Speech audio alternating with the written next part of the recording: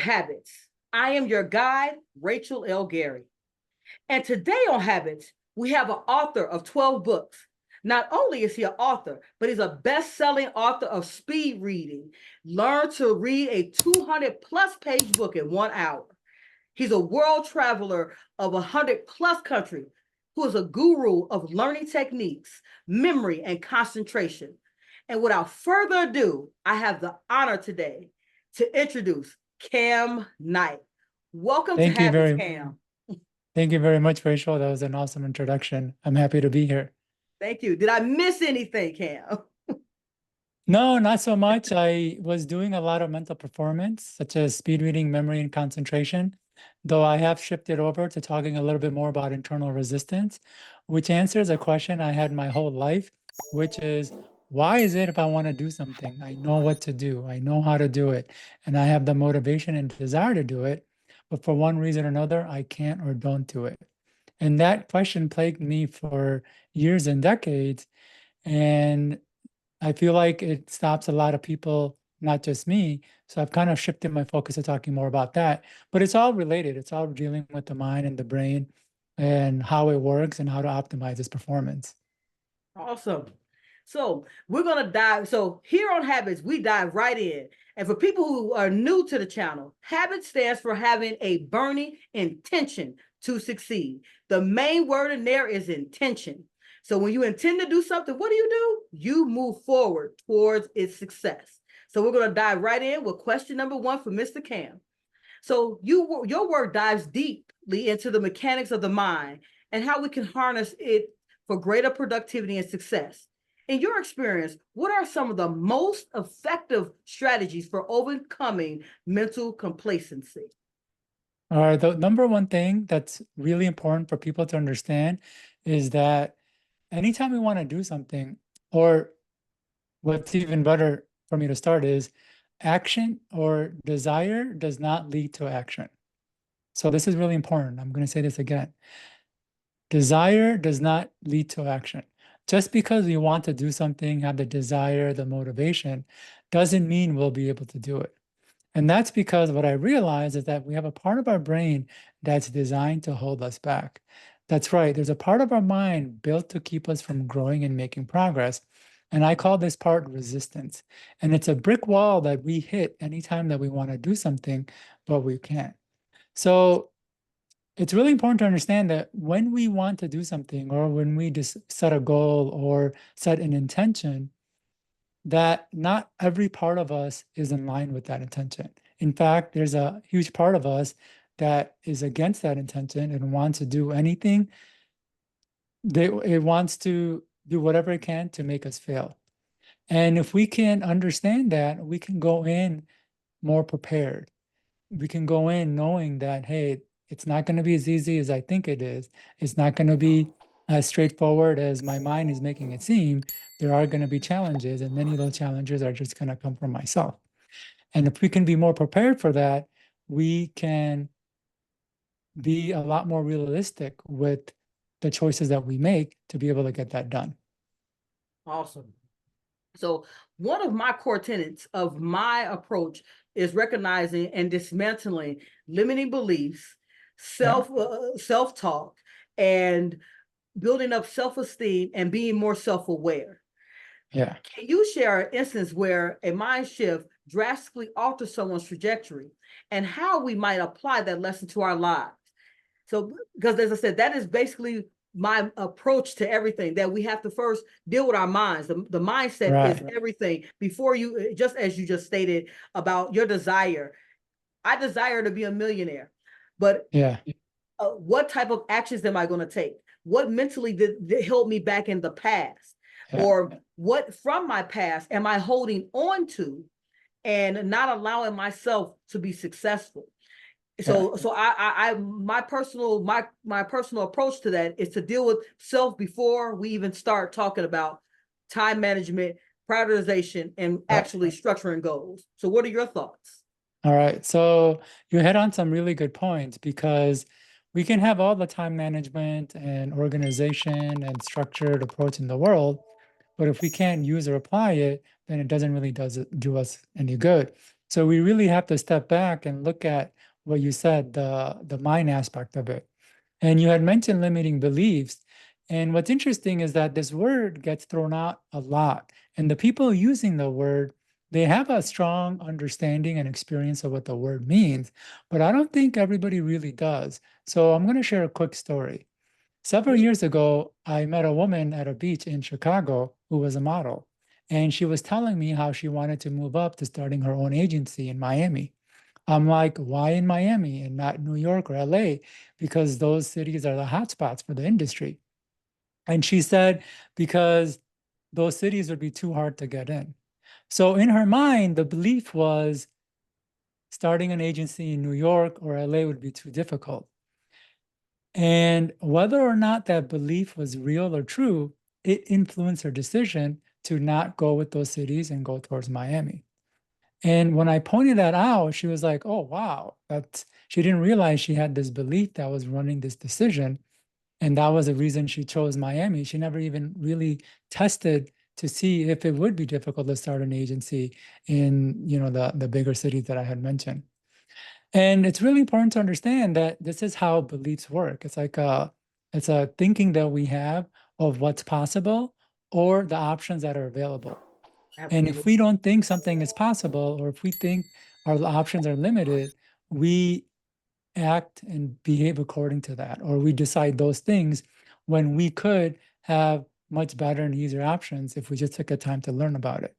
So it's important to understand we have beliefs about not only about what's possible, but what's possible for us. So a person could start an agency in New York and LA, but not me. Others can do it, but not me. It will work for others, but not me. And it's important that a person look at both of those beliefs, the beliefs that they have about what's possible and what's possible for them, because they can think that something's possible, and deep down, not feel like it's possible for them. And that part of them that doesn't believe it's possible for them will sabotage them from going after it or succeeding with it. Now, when it comes to actually changing the beliefs, there are a lot of ways to do it, but I think you talked about the mind and going straight to the mind. I like working with techniques that go directly to the mind or work on with the mind. And one of my favorite techniques is self-talk. And I'm just going to define what self-talk is because a lot of times people hear the word and they think it's different things when it's not. So self-talk is not positive thinking. Self-talk are statements that you say or repeat to yourself of the changes that you want to have or have happen. And it's not about writing or putting it on the mirror and looking at it. It's actually saying and repeating statements. And the statements need to clearly define what it is you're wanting or the direction you want to move in. For example, if somebody wants to be a more assertive person, they might repeat statements like, I'm a strong, assertive person. I communicate my needs and wants. If somebody wanted to improve their memory, they would repeat statements like, I have an excellent memory. I remember anything I choose. And, I'm a person who has two left feet, no rhythm, and I wanted to learn dancing, and it was a struggle. And so what did I do? I created a set of self-talk statements that defined exactly what I wanted, and I repeated it regularly, and I could share that self-talk statement. It's, I am an excellent dancer. I learn and pick up moves easily. I remember all the moves and execute them with precision and control. I maintain correct posture, frame, connection, and hand position throughout the dance. I have rhythm and soul. I confidently and smoothly move my body and partner to the rhythm and beat of the music. Reading that statement and repeating it on a regular basis, I started to improve my dancing. I was able to remember the moves I was learning. I was able to move to the beat of the music and move my partner in according to that. And so this is how one can use something like self-talk to change their limiting beliefs and create the actions that they want and desire. Absolutely. So Cam, I'll say I absolutely agree with that. It is part of what I put in my course because as just as you said, people think self-talk just about the positive side of it. And self-talk is what you're saying to yourself on an everyday basis and what you're Right. thinking on an everyday basis. And especially when I utilize the phrase about limiting beliefs. For me, it was hit the nail on the head where it's not just limiting what we think is possible is what's possible for us. And Yes. and it was a a statement, and I'm going to tell a small story. I normally don't, but I'll tell a small story Yeah, go for that it. someone was having a conversation with me about so they were like, well, you're female, how could you do that? And I told them, I said, let me explain a little bit about myself. I said, I don't consider, when I look in the mirror, I am not looking at a black female in America. When I am looking at my goals, I am coming from a place of what is it I desire? Why do I desire it? And what methods in which am I going to take to get there? I am not concerned about societal thoughts of my skin color, my race, my gender, my sexuality, or any of those things. So I said those boxes that everyone put themselves in, that is, to me, is a limiting belief. You're Yes. limiting yourself to what people believe of that person. I care less. And so people say, what do you mean? But you are. I said, I don't think of that. I'm not looking in the mirror when I write my goals. I'm sitting at my desk writing my goals down, and this is my goal. These are the steps, actions in which I'm going to take currently, because I don't know what I don't know until I start processing through it. But these are the actions I plan to take currently. I'm not looking at, oh, as a woman, do I need to? Or as being Black, do I need to? What I look at is that I have a goal. What is my plan to reach the goal? And I tell people that I have worked in a male-dominated field for years. I have been promoted I started my career making $7 an hour. When I Wow. left the company 8 months, a company left 8 months ago, I was making multiple six figures.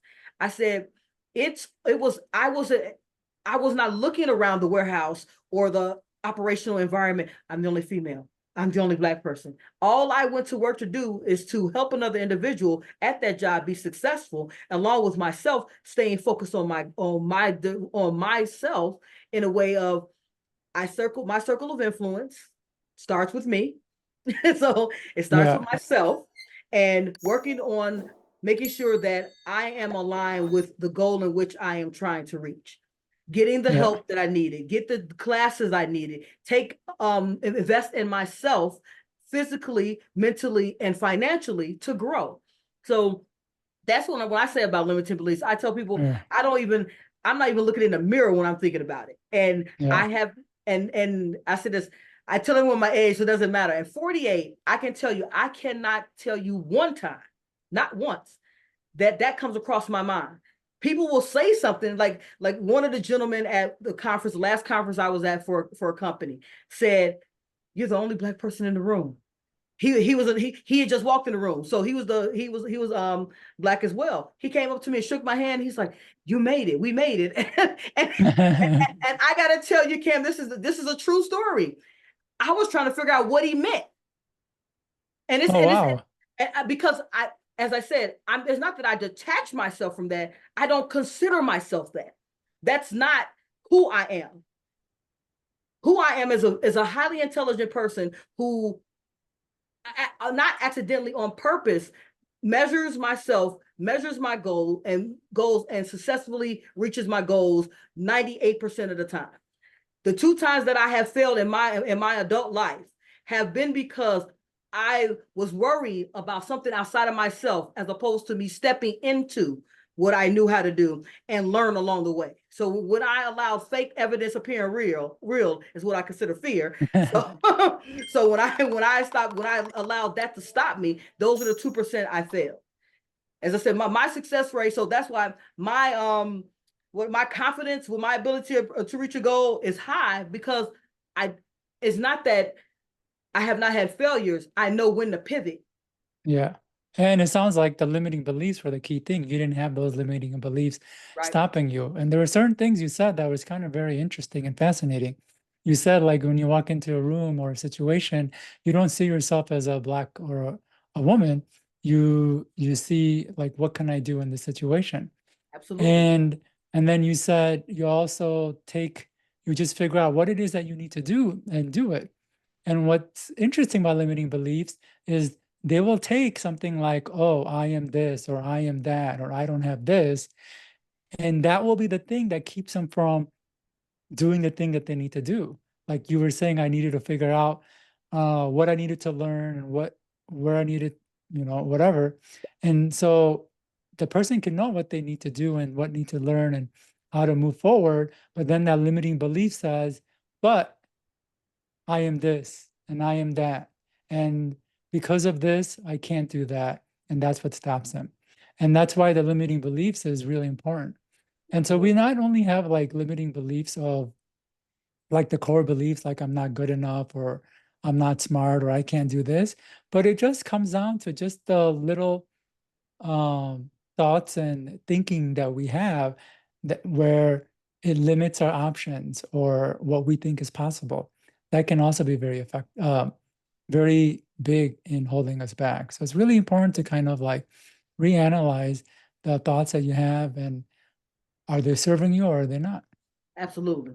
Absolutely. If I don't believe in anything else, I tell you what, I set up a action, execute the action, reevaluate what did not work, and put things in place to make sure it works next time. Or maybe if Yeah, it did not work, did I execute it properly? Or is there something I didn't know, something I missed? And I think that's a big thing that that we give up when something didn't yeah, work. And I tell you, is one thing I always remember. Thomas Edison, when they were reading his book, when I was reading his biography, where he said he tried to create a light bulb 1,000 yeah, times yeah, before he made it. I said, do you know how much failure? I mean, failure here, because failure is not a yeah, lifestyle; it's an event. And I said, if he had a failed in his mind, we would be in the dark today, or wait until the yeah, next person decided to invent it. So I yeah, said, so I said this. From a very young age, I always read. I wanted to read. I read the struggle stories. I didn't read the Prince Charmings. I was reading yeah, Shirley Chisholm's biography. I read um Ida B. Wells biography. I read about Napoleon, Shaka Zulu, because I wanted to know about what's the hard thing that can't be done, and how were they able to do it? How was Nelson Mandela able to be in jail and a ray of light to be able to come out of there, and his captives to be able to embrace them, love them, and so what was it? So finding those things, I said. So for me, I guess it was basically from a young age, I already knew that the mind was powerful. And that's so yeah, that's fantastic that you had that awareness at such a young age because my experience and some of the experience of the people that I knew, including my sister, it's weird. Our mind came to the conclusion that we're not good enough. Um, we aren't smart enough and success isn't an option for us. That's like the belief I really had until I started reading personal development books after I started college and after I finished college, I mean. And so it's kind of interesting that you kind of came from this perspective where you had such a better understanding of the mind and what it was capable of, whereas I was coming from a perspective that because of this and because of that, I wasn't going to be successful and I just couldn't have a life that could even be normal. And so it's kind of interesting that contrast. yeah, and I'll tell you, I'll tell us my secret. My secret was, um, I my as a child, I'm an elder sibling, and my mom worked a whole lot, so I was at home with the kids all the time. So my mother would get home, it would be midnight. So by the time we saw her, it was the weekend. So I was washing, cooking, all of those good things at 9 and 10. My escape was books. So it Ah, was my original escape from reality, of my reality of me being stuck in house, not being able to play. And I yeah. found so much play in the books that my librarian became one of my best friends. Oh, wow, that's awesome. I went to the library. I was reading probably a book a day as a child. I mean, I read a book a day. I started off with like some Nancy Drew, Encyclopedia Brown,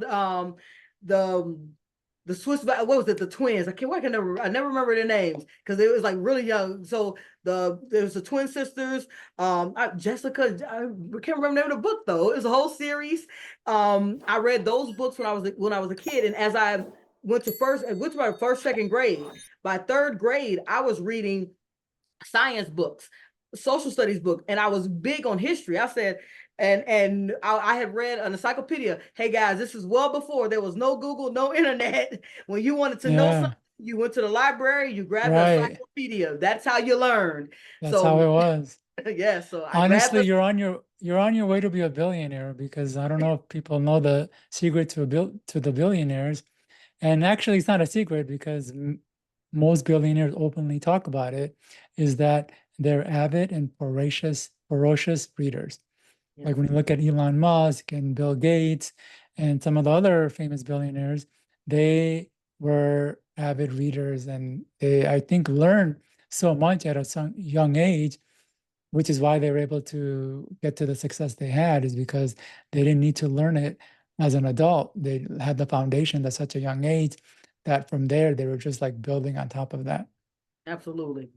So we're having such a great conversation. I'm gonna skip a Yeah. couple of questions, but so Yeah, I want to actually throw in one thing if you don't mind. oh, You go had for talked please. about failing, and I have a really great analogy for failing because in my younger adult life, I was a lot more of a extreme enthusiast and I love snowboarding. And I've snowboarded all over the world, some of the most extreme mountains in the world. But I didn't start off that way. In fact, snowboarding, my first day of snowboarding was one of the most painful experiences of my life. I just kept falling and falling. I didn't know how to stay up. And I mean, it was just rough. And what I learned is that snowboarding was learning how to fall. And once I knew how to fall, I didn't do those things. So I didn't fall. So in many ways, success, it seems like it's this thing we just need to reach, but it's really all these failures that you learn and you're like, oh, that's not what I do. This is not what I do. This is not what I do. This is not what I do. Or this isn't the right thing to do, or this isn't going to be effective or get us the result. And you do that enough and you start to figure out, okay, this is how to get success. So it's essentially learning how to fall or learning how to fail. Absolutely. And Cam, we have something in common. I used to snowboard. Now I can't anymore. I used to skateboard and snowboard. So Oh, wow. when I was young, when I was very young, I skateboarded, and we went to a mountain in Denver when I was about 9 or 10, and that's when I learned to snowboard. I went outside. I got the quick story, just your story. I went outside, went to the trainer, paid my money, and I said I said I'm gonna be at a snowboard when everybody wakes up. He was out there at 6 a.m. So I'm out here. We're on a little hill. We're jumping. And he's like, he's like, he said, you got to balance yourself. I said, so I'm trying to balance like I'm on the skateboard, which he Yeah. said, you have good technique, when you're on the skateboard, you have the bumps of the streets. So you balance yourself a little differently on the skateboard to be able to navigate those bumps. Yeah. So I was on the snowboard, and I'll say by 12 o'clock, I could snowboard at least down a small hill. Small, Oh, really? On the yes, yes, first yes. day. That's So amazing. yeah, but the bad part is, well, I say good and bad. My grandmother was like, "You're not getting on those larger hills," so so it Uh, was years before I had ever actually done like one of the black hills, one of the larger come on, one of those the larger black diamonds. The yeah, black black diamonds. diamonds. Yeah, so it was a Yeah. long time before I had, but I did. And at this point, my Nice. knees are really bad, so there is no Yeah. skateboarding because you need your knees for the jump. So it's probably something I miss the most. I tell my children about it all Yeah. the time, and they said, "Did you really skateboard? Did you really snowboard?" So I had to bust out an old VHS tape of me. That's how long ago Man. it was when I was snowboarding. I had to bust it out so they could see that. Yeah, I actually because I said I wasn't. I wanted to have experiences. I wanted to experience things and have them. Yeah. I wasn't. I would. I'll say this to this day. I'm still the same way. I am not afraid. I am always. There's always a point of okay. This is a situation. What do I need to do? There's Yeah. no. Oh my God, something has happened. It's always. I told them I always respond to a situation. I'm never reacting. I respond. What is the solution? How do I figure it Yeah. out? So I said that. So it's very. I can count. I mean, I legitimately I cannot even remember last time I was afraid of something. Yeah. Yeah, I don't. That's interesting. Yeah, I don't We live. have a lot of similarities, but also differences because you said you didn't have a lot of these beliefs, and I did, and I had to work through them. And you said you weren't afraid. I'll be honest, I was pretty terrified from most things I've ever done in my life. Mm. Even if it was traveling, snowboarding, rock climbing, I do dance, getting on stage, writing a book, being social, like all of those things were pretty intense. But my approach was from a book that I read by Susan Jeffers, which was called Feel the Fear and Do It Anyways. And so I just I let myself feel the fear and still did it. I wasn't gonna let the fear hold me back. And so I think my approach might have been a little bit different because when you have a lot of fear, especially intense, paralyzing fear, you tend to be a little bit more cautious. You start slower than the other people, and it's almost like a cat when it walks into a new room. It's almost like in slow motion, just trying to figure everything out. And then once the brain realizes, oh, there's nothing to be afraid of, then your real self can come out. And that's how I approach things. And I think that with you having fear, like for myself, with me a lot of times not having that fear and jumping in, I might have, if I had maybe slowed down a little bit, I could have made progress maybe a lot faster, because just because Yeah. I jumped in head first because of the fact I wasn't afraid, I was just okay, let's go. A lot Yeah. of times I had to step back. Wow, okay, that happened. What do I need to Yeah. do next? When if I had more of a You had a more apprehension, plan. Yeah. yeah, and I You have could have planned more. yeah, absolutely. So now Yeah. I'll say this. Now I do a lot of, I'll say not fear. I do a lot of recognizance missions. I say it that way. Whereas Yeah. I plan a lot more. And just because when Cam was speaking, I forgot about the one fear I do have or did have. Speaking was one Yeah. of, which was a fear that I had. I had a fear of speaking in front of audiences. So very similar to what you said, Cam. So what I did was I went to Toastmasters. So Yep. I formulated a plan. The plan was I was afraid to get on stage and talk to people. I started with Toastmasters because I have a stutter. If I'm not comfortable with the words that I'm using, or if I believe that someone is not going to understand, or I'm not going to understand what they're saying, I'm thinking. So I utilized Toastmasters to get out of my head and Yeah. allow me to be able to have a thought, think about it, and still be able to articulate without stuttering. Yeah. And from there I was able to get on stages. So I've been on a couple. I said this, the last stage I was on, the lady said I had 40, she told me the day of I had 45 minutes. I had prepared a 20-minute speech. So Wow. it was like, okay, all right, how can you expand on your points? And Yeah. I ditched the slides we were going to do. I said no slides. So the people thought I didn't have slides, but I told her no slides, because what I'll be doing is I'll be in my head trying to figure out how to add 20 minutes to it, as opposed to going with the flow. So as I said, that was more so that going to Toastmasters taught me how to take a moment and think and Yeah. do it during a conversation.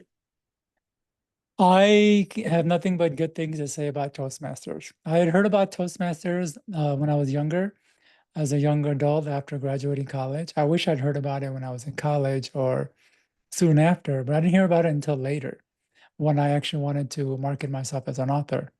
And I had such a big fear of putting myself out there, like doing podcasts like this, let alone getting myself in front of stage. But Toastmasters was such a great resource to help me not only practice speaking in front of an audience, but getting usable feedback that could help my speaking, but more importantly, just the community. And what I really like about Toastmasters, it isn't a for-profit organization that charges you tons of money. It's really a group of people coming together, creating a club, and there's very minimal fee to get in. It's like $10 a month. And you can go as deep into it as you can. It's not just about speaking, but developing communication skills, leadership abilities, running the actual meetings, being what do you call it? The people that critique the speeches. Like so many Right. ways Yes, that you you got can the improve it. grammarian, the people Yeah, who are there for the ums. yeah, yeah. That's All probably of the one that that. used to get me on the most. Yeah. And so it's not like a centralized organization where somebody's making tons of money at the top. It's really each club runs on its own based on the rules that they create, and there's nominal fees just to, pay for the meeting room or the ancillary stuff, which ends up being like $10 a person, $10 a person per month. And you really get to develop a skill that is so important in life. In fact, who's that billionaire right now, the most famous investor? I can't think of his name right now, but he says public speaking is the number one skill in business, and I agree. And I wish I learned it earlier because Was it it, Warren Buffett? Warren No. Buffett, that's it. Yeah, Yeah, Warren no, Buffett. Warren Buffett. Yeah, when you And made the quote, I knew who you were talking about, Warren Buffett. Yeah, yeah, because and what's interesting is that, so one of the things I talk about is resistance, right? When we want to do something and we can't, it's usually because a part of our brain is holding us back. Though what's really interesting is when our brain holds us back, it doesn't tell us that it is. It doesn't say, well, Rachel, the thing you're trying to do, it goes against our beliefs, so we're just going to stand here and do nothing. No, it actually uses manipulative tricks. And our brain has all sorts of tricks up its sleeve to keep us from doing things. And that's one of the things I talk about. And one of the tricks is that it will keep you from taking action on something in your life that could be a bottleneck to something bigger. So, what I personally believe is that public speaking is a bottleneck in our life.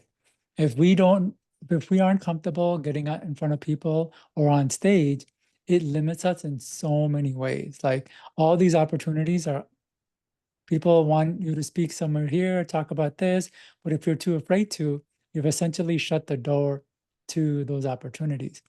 absolutely. And so essentially lack of being able to speak well in a public setting is a bottleneck. And our brain will keep us from developing that skill. So it continues to be the bottleneck in our life and prevent us from moving forward. There, CEO. Don't forget to click that link and get your 7-day challenge. Remember, it's free. It's aligned with you being the person who has clarity in your actions, who's empowered by your choices, and who's owning your direction to be the CEO of my life. Absolutely. And I mean, as I said, I really can appreciate Toastmaster. They're not sponsoring, hey, but I will call Toastmaster. You can, but the nominal fee that we're talking about, it is very. I mean, that the $10 a month and the 50, I think it's $62 for the pathways and things like that. And Yeah. the pathways they are so, I would say, not only are they essential, they teach something that is not just about speaking, because I think that we, as a people, as everyone who's afraid to speak, they don't understand that if you can talk, you're a speaker. Exactly. And to get anything that you want out of life, you have to talk.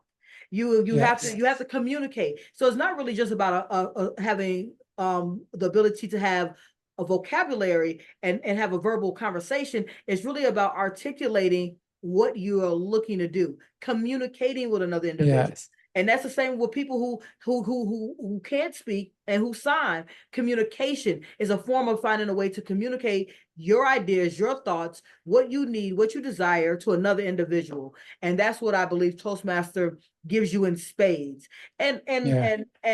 the feedback is always friendly critiques that are meant to provide you a information that allows you to be successful. Yeah. And so you don't feel that hey, this person has been there 10 years and that's why they know more. They explain Yeah. to you about they're talking about your particular speech and what's in your speech. And Yeah. most times you meet the person who's going to critique you ahead of time. They give Yeah. you information on them. They ask for information on you, and you're part of a group. It's not someone far off that's coming that you haven't met before. It's Yeah. everyone has a role. They choose the roles and the role, and you have a mentor in there as well, which is critical.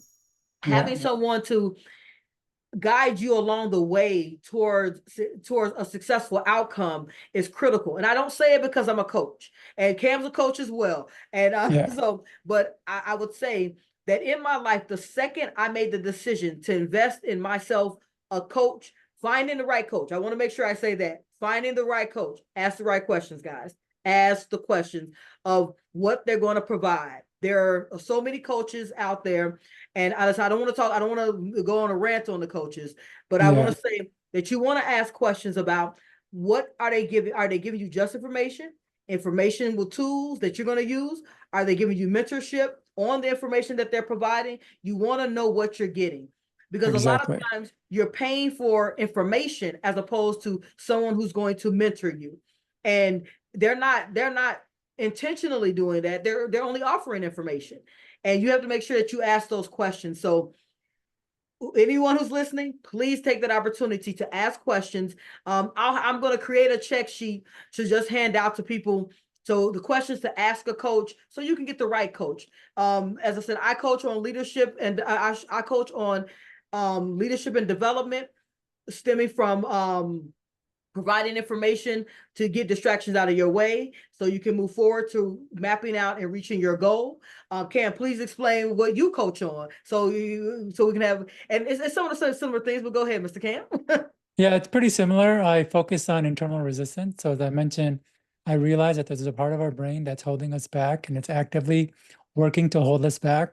So it doesn't matter how much motivation, desire, or drive you have, if this part doesn't allow you to act, you can't act. And again, it doesn't matter if the solution is simple or if you can derive a lot of benefit. And what I help people do is understand what the resistance is, why it's there, and help them see why or how it's showing up in their life.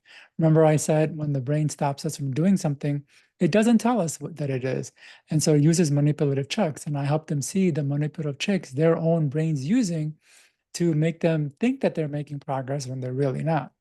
And then finally, I help them, release the resistance so they can do the thing that they want without that struggle or that fight or battling against themselves. That's more or less where my work resides now. Absolutely. So I would say you have to go out and get Cam's book. So we're going to talk about a couple of Cam. So give us the book that. So you have 12 books. Yeah, I'm not gonna put you through all 12 of you going through your 12 yeah. books. But what books would you, of your 12, do you think have the most impact? Can be the most impactful in someone's life today, who is looking to get, as you say, get resistance out of the way, and also have a better memory, because a lot of times, and then I want to dive into that a little bit about the memory as well. Okay. So right now, my best-selling book, knock on wood, is Speed Reading, Learn to Read a 200-page book in 1 hour. It's got a combined of over 5,000 reviews on Amazon. And it gives people really simple tips and techniques that can help them accelerate their reading, understanding, and memory in minutes, not practicing for hours and taking weeks and months to develop the skill. But just if a person can shift their gaze slightly when they're looking at words, it can really accelerate their reading in ways that it's almost magical. And you can read the reviews on Amazon, like the effect that people have gotten. So that's my most popular book, but my most What's your passion, beloved book, Cam? yeah, my most beloved book, which I spent my whole heart and soul, the most time on, is concentration. Maintain laser sharp attention and focus for stretches of 5 hours or more. And that book is probably one of the deepest dives into the human condition to understand why we do what we do and why we can't get ourselves to do what it is we need to do, and like simple tips and techniques that can help them get more done in life, all through better focus. Because every few years or so, there's some self-help guru or coach or expert that comes out to claim they have the secret to success, achievement, and growth. Some will say it's assertiveness, others will say it's grit and things like that.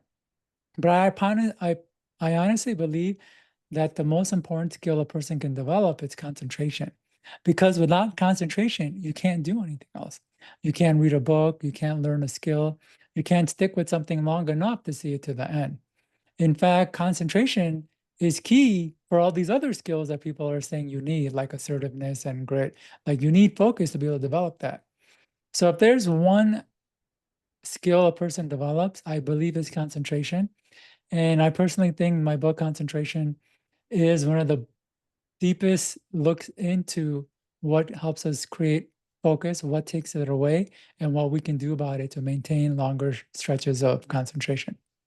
Absolutely. We will definitely, I'm gonna make sure Cam sends me over a link to that actual book, and it will definitely be down in the show notes. Everyone knows that I am big on focus, that laser focus like a lion. I am a nature channel buff as well. And where I got the laser focus like a lion is watching the lioness hunt and watching, and it seems like like a crazy thing to get. However, they live on the hunt. So 9 out of 10 times they fail. And their failures usually come from the animals around them alerting the prey that they're there. So they hone their skills of being focused on their targets. And naturally, their focus allows them to see the movements, because what they're looking for is how the animal is moving, so they can determine when to accelerate, because lioness do not have speeds for long bursts of time. It's a burst of speed, so they only Yeah. have a short burst of speed that they have, so they cannot exert more energy to get to their prey. So they're being laser focused. So that's where I get my laser focus like the lion. Oh, Just a nice. little Yeah. backstory. So I'm big on concentration, big on focus, because without focus, you can write your goals down. If you're not focused on the plan, if you're not constantly moving towards it, you're still just. I tell everyone, you want to dream, write your goal down. You want reality, get some actionable steps to move forward, because we all dream. We all have these big dreams of what we want to do. What are we doing to get there? Yeah. And what work are we willing to put in? And I was so glad to bring Cam on, because I had read one of his books a while back, Mind Mapping. And I'm going to ask him a question. Sure. So on Mind Mapping, your powerful tool for improving memory, concentration, and creativity. Can you walk us through a specific mind mapping technique that our listeners can use to organize their thoughts and enhance their problem solving skills? Sure. So mind mapping That tends put to the be a guru little on the bit, spot. sure. Yeah, mind mapping tends to be a little bit more difficult to explain in a podcast. It's a visual technique, so it's helped to see it, but I'm going to try to do my best to describe it. So first, I'll tell people what mind mapping is so they can understand what we're actually talking about. So mind mapping is a different way of taking notes. Standard notes is written line by line, and you start at the top and you work your way down. Mind maps aren't line by line, and you don't start at the top. You actually start in the center and then you expand out like a spider web. So if somebody could visualize a spider web, that's more or less how a mind map is. So in the center, you have your central idea or your main topic, and then you branch out with subtopics. And then from each subtopic, you branch out with ideas related to those. And this is a much better and more effective way of taking notes because it resembles the way our brain connects ideas and how actually our brain works. So in our brain, all of our thoughts and ideas are not floating aimlessly in our heads. They're actually linked together like a spider web. And in our brain, each thought or memory is connected to other thoughts and memories. And together they kind of form the massive interconnected structure that is the brain. And in a way, that's what mind maps is. They're connecting one idea to another, and that idea links to others as well as back to the original. And it helps us not only organize information better, but remember and recall that information better as well. And so you know, and when it comes to like a special technique, I don't think we need to like the inherent nature of mind mapping is, starting with the topic that they want to learn about, and then creating various sub branches of the specific aspects of the topic they want to learn about. So not just create sub branches haphazardly, but what is it about that topic that they want to know and become familiar with. And then from there, they can create sub branches that really help them detail and record the things that will ultimately give them the knowledge base they want on that central main topic. So I'll explain a little bit about why I even got into the mind mapping. So Yeah. currently I am in the for people who are new to the channel, 8 months ago, I made a decision to leave my corporate career and jump into being an inspirational leader, because I have been coaching and mentoring leader and leadership for 25 years. And I had certain techniques that I was able to utilize in my life to be able to reach goals successfully at a 98% rate. I set a goal, I map out a plan, and I was looking to find out how is it that I was able to connect those things so easily. So I picked up Kam's book because of it, so I could understand. So what I did was, and I'm just expounding on the knowledge that I gained from Kam's book. Yeah. So I took my course that I created and I put goal achievement in the middle. So that's how I started it out. The ultimate goal is, so the main point of my whole course is to achieve a goal. However, the small branches were so I went through what is it that normally stops us? Is it, and I did a lot of research on what stops people from reaching goals, because it's not more so that you don't want to reach the goal. It is very similar to what Kam said about your self-sabotage that is taking place, that is stopping you from moving forward.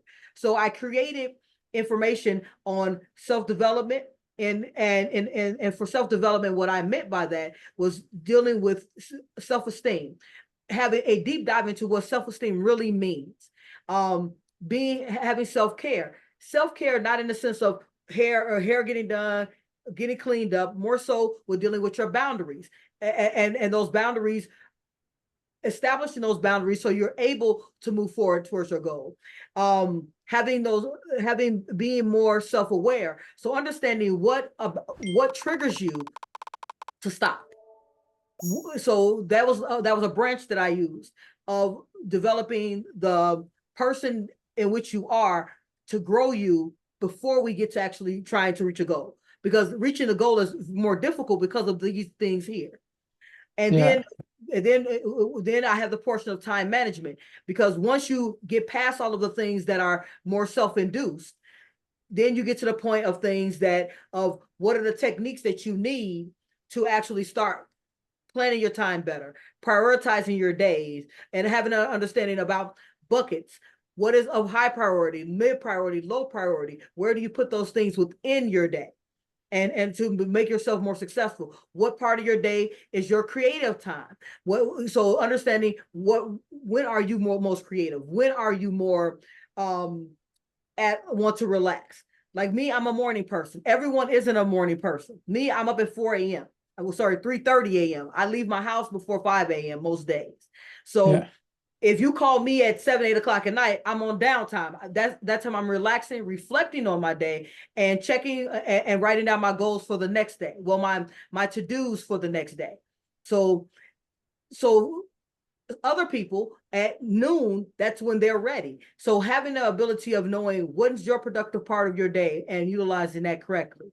So I utilized information from Kam's book to create the course in a way that utilized the mind mapping from a goal standpoint to the things that you need to learn before you actually get into reaching and actually start acting on your goal, because those roadblocks are going to hit you and stop you. So Yeah.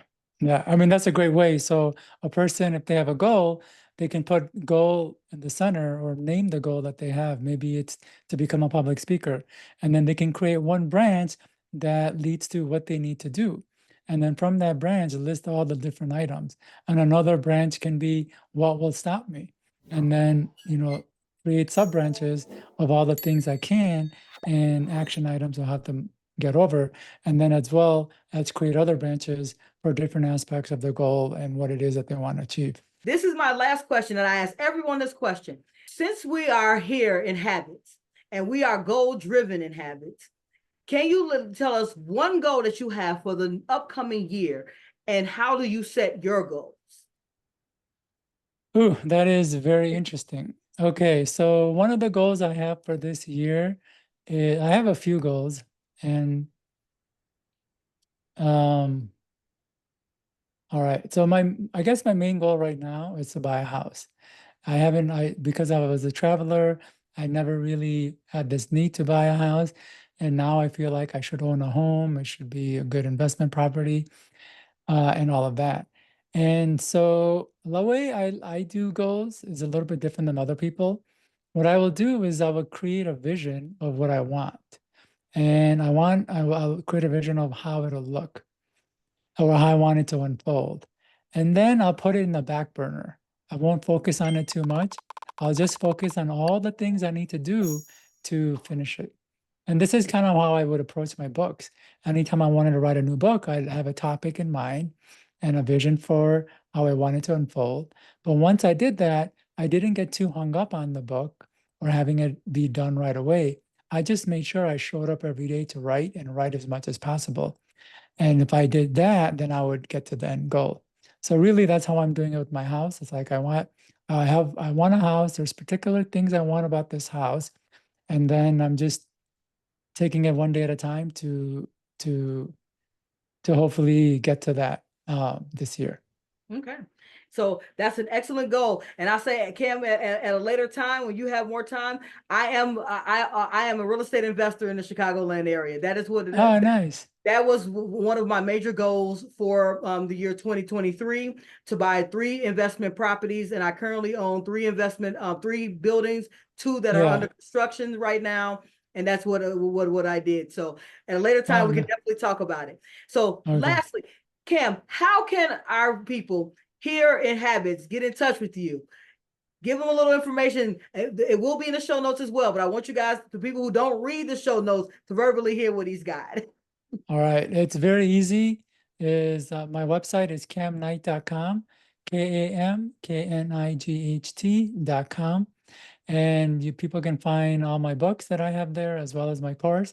And I have a freebie, 5 ways to end procrastination and self-sabotage. And they can get that on my website at kamknight.com. Okay. So Cam, I really appreciate you coming on Habits Today with us. And I'm not going to hold you any further. You have a Okay. great day. And for everybody out there, you know what we do at the end. I want you to like, comment, follow, hit that notification bell. Do not forget. And I want you guys to be up, out, and moving to the greatness we all know lies within who? You. All right. That was fantastic.